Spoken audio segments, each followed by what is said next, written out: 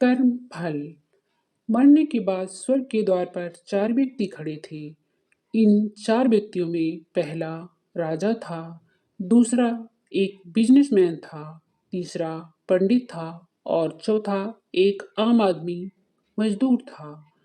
किसी को भी यह पता नहीं था कि कौन स्वर्ग के अंदर प्रवेश कर पाएगा और कौन वहीं से वापस लौटा दिया जाएगा। सब स्वर्ग का दरवाजा खुलने की राह देख रहे थे और आपस में बातें कर रहे थे। जैसा कि राजा को मरने से पहले से ही आदत थी, उसने अपनी बात सबसे पहले बताई। राजा ने कहा, मैं बहुत प्रख्यात राजा हूँ। मैंने धरती पर अपना बहुत नाम कमाया है, इसीलिए पूरी संभावना है कि मैं ही स्वर्ग जाऊंगा।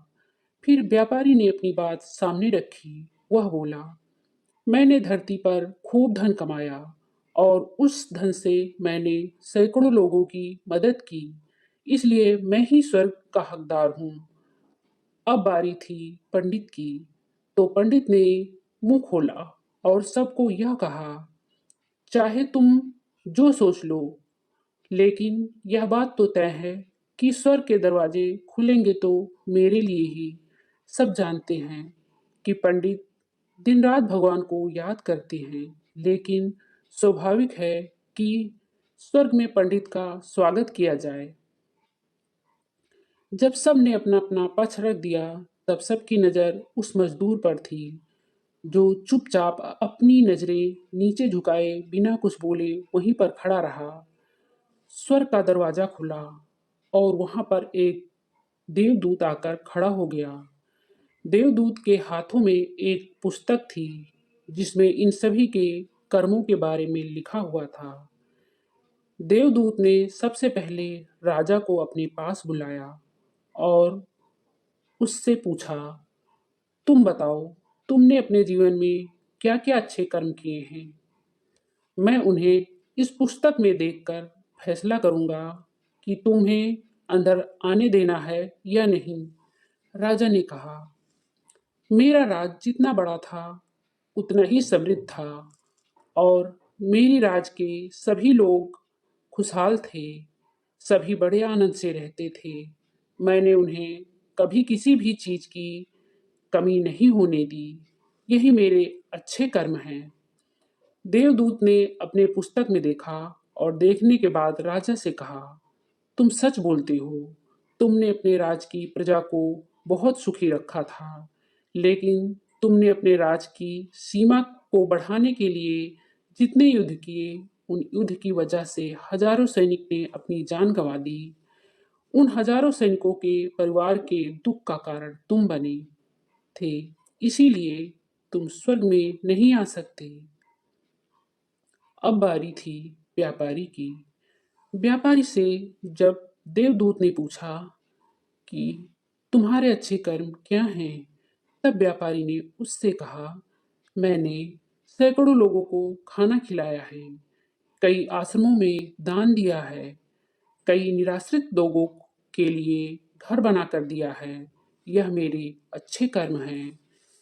देवदूत ने फिर से अपनी पुस्तक में ध्यान से देखा और देखने के बाद व्यापारी से कहा, तुम्हारा कहना भी ठीक है कि तुमने बहुत दान धर्म किया है, लेकिन यह दान धर्म तुमने जिन पैसों से किया है, उन पैसों को कमाने के लिए तुमने न जाने कितने झूठ बोले हैं, कितनी हेरा फेरियां की हैं और कितनी मिलावटें की हैं, इसलिए तुम भी स्वर्ग में नहीं आ सकते।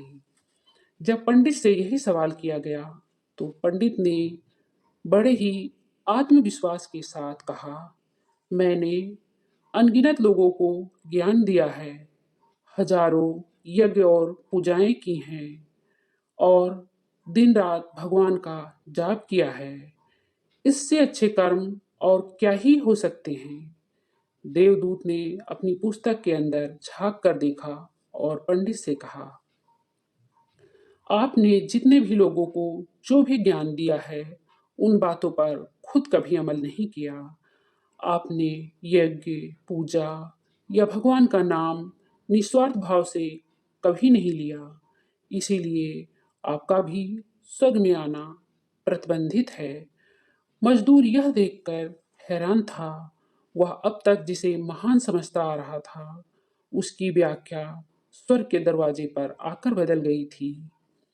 धरती पर जिन कामों को अच्छा समझा जाता है, उनका यहाँ पर कोई मूल्य नहीं था। यमदूत ने जब इस मजदूर को अपने पास बुलाया और इससे पहले कि वह उससे उसके अच्छे कर्मों के बारे में पूछता, मजदूर बोल पड़ा, प्रभु, मैं जानता हूँ कि मैं भी स्वर्ग में आने के लायक नहीं हूँ, लेकिन फिर भी एक बार बाहर से ही स्वर्ग को झांक कर देखना चाहता हूँ। बस इससे ज़्यादा मेरी कोई इच्छा है ही नहीं, क्योंकि ऐसी इच्छा पालने के लिए मैंने जीवन में कुछ भी नहीं किया है। मैं पूरा दिन मेहनत करता और जो भी पैसा कमाता उन्हें अपने परिवार के पालन पोषण में खर्च कर देता। इसलिए दान धर्म के लिए कुछ बचता ही नहीं। लोगों की भला मैं क्या सेवा करता, क्योंकि काम के बाद जो थोड़ा सा समय मिलता उसको अपने ही बूढ़े माँ बाप की सेवा में बिता देता। और यह सब करने के बाद भी मैं कभी कभी मंदिर भी चला जाता और भगवान से जैसा भी मुझे दिया है उस जीवन के लिए धन्यवाद कहता। देवदूत ने अपनी पुस्तक में बड़े ध्यान से देखा और थोड़ी देर देखते ही रहा। फिर उसने मजदूर से पूछा कि तुम याद करके बताओ, तुमने कभी कोई अच्छा काम किया होगा? मजदूर ने थोड़ी देर सोचने के बाद बोला, हाँ, मुझे थोड़ा थोड़ा याद है। एक बार मैं बहुत भूखा था और मैं खाना खाने ही बैठा था कि एक बहुत ही कमजोर कुत्ता, जो ठीक से चल भी नहीं पा रहा था, वह मेरे पास आ गया और मेरे खाने को देखने लगा। तब मैंने अपनी रोटी उसे खिला दी और उस दिन मैं खुद भूखा सो गया था। मजदूर की बात सुनने के बाद देवदूत मुस्कुराया और मजदूर को बड़े सम्मान से स्वर्ग के अंदर लेकर गया।